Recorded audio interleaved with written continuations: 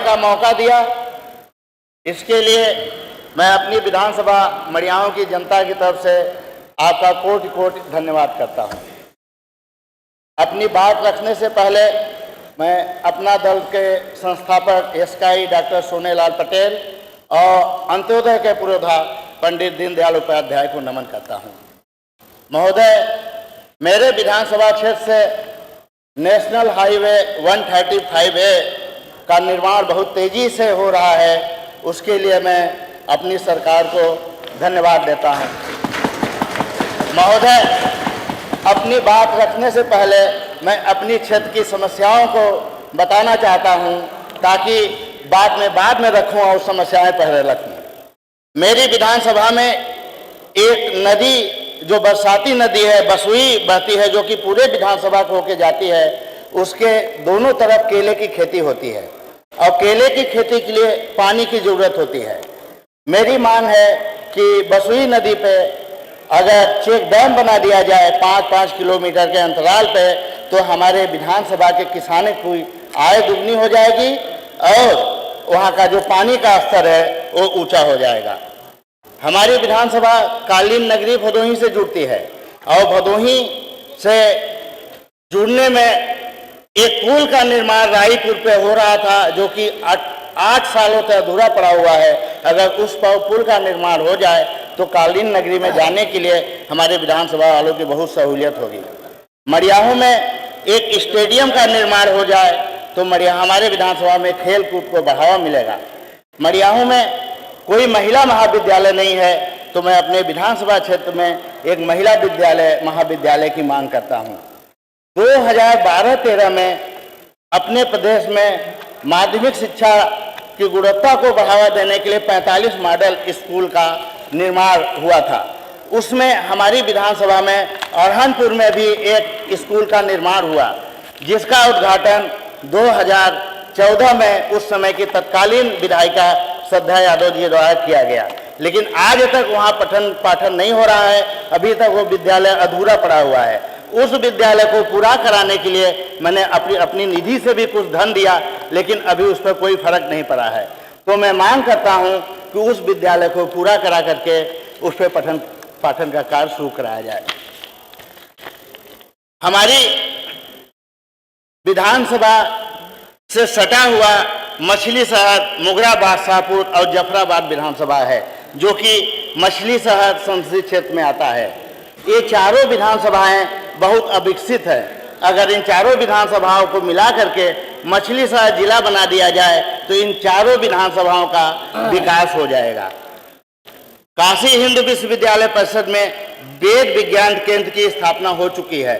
मैं आपके माध्यम से सरकार से ये मांग करता हूं कि विधानसभा पुस्तकालय की गैलरी में वैदिक साहित्य का अगर एक विंग बना दिया जाए तो हम सभी को विश्व की प्राचीनतम सांस्कृतिक धरोहर से रूबरू होने का मौका मिलेगा।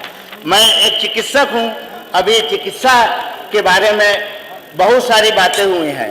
प्रदेश में जन सामान्य को गुणवत्तापरक चिकित्सा सुविधा उपलब्ध कराने के लिए सरकार जो है कृत संकल्प है।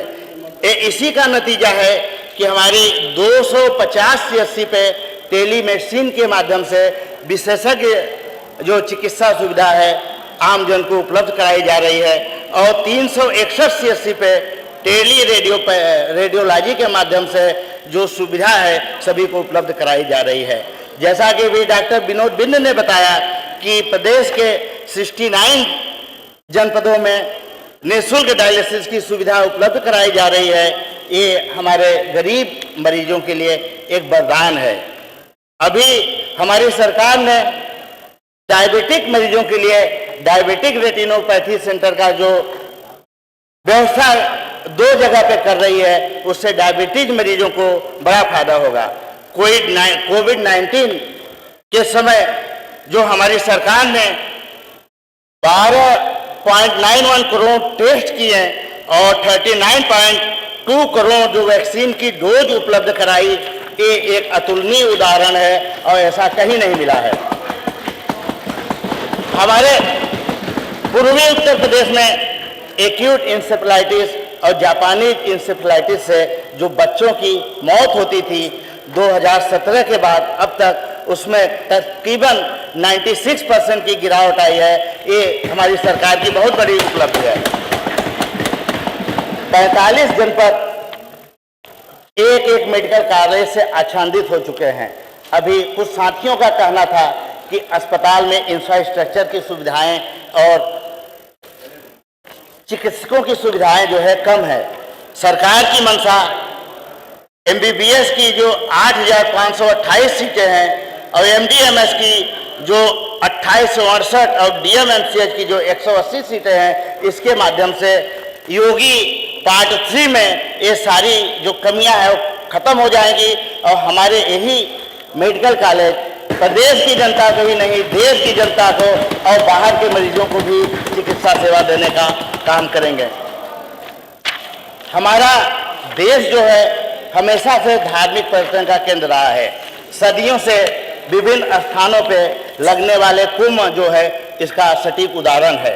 तो इस चीज को पहचान करके जो प्रदेश सरकार ने पर्यटन के लिए काम किया है, उसी का नतीजा है कि अपने प्रदेश में 24 करोड़ 87 लाख पर्यटक आए, उसमें से 4,10,10,000 विदेशी भी पर्यटक आए। वो दिन दूर नहीं कि हमारा ये प्रदेश 50 करोड़ पर्यटकों को आकर्षित करेगा और उसमें से 1 करोड़ की ज़्यादा पर्यटक विदेशी भी होंगी। हमारी सरकार सबका साथ, सबका विकास और सबका कल्याण योजना पे काम कर रही है। इसके लिए हम बहन अनुप्रिया पटेल जी, योगी जी और आदरणीय मोदी को विशेष आभार प्रकट करता हूं और अपनी बारी को विराम देता हूं। जय हिंद, जय भारत।